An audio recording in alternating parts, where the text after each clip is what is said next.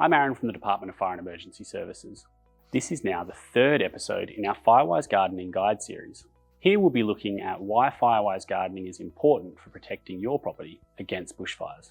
The Department of Fire and Emergency Services Bushfire Centre of Excellence has developed this Firewise Gardening in Western Australia guide to assist Western Australians with designing their own Firewise garden, which will help protect their properties against bushfires.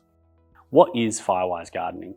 Well, Firewise gardening is creating a garden while keeping the threat of bushfire in mind.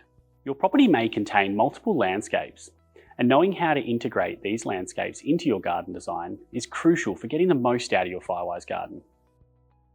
Water features, pathways, and garden walls can create a non-flammable space within your garden.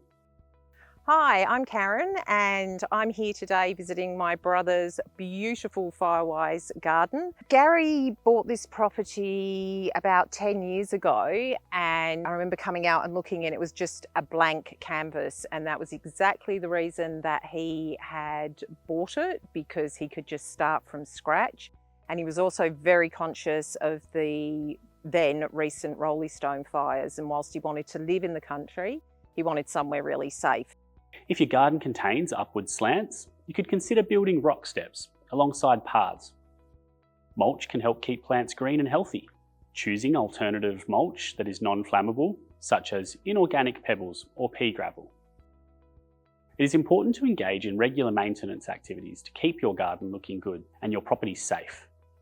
Plan burns, reducing fine fuels, moving combustible materials, clearing gutters and roof surfaces, managing overgrown plants, and watering your garden will help restrict opportunities for ignition.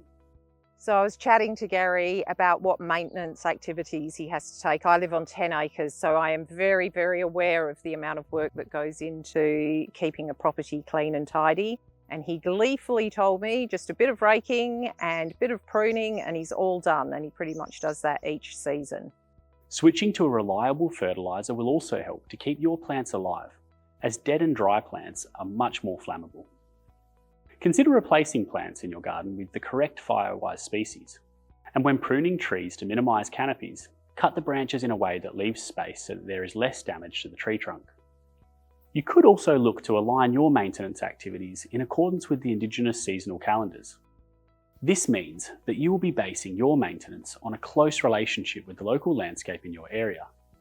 I just feel that Firewise gardening is a really important aspect, especially for people who live in extreme bushfire prone areas. It means that you can have a nice looking area, which, as I mentioned before, is low maintenance, low water, but it also does give you that defendable space. So even if you're not home and there's a fire, if embers fall in the area, there's nothing for them to catch on. They will just go out and help maintain the safety of your home.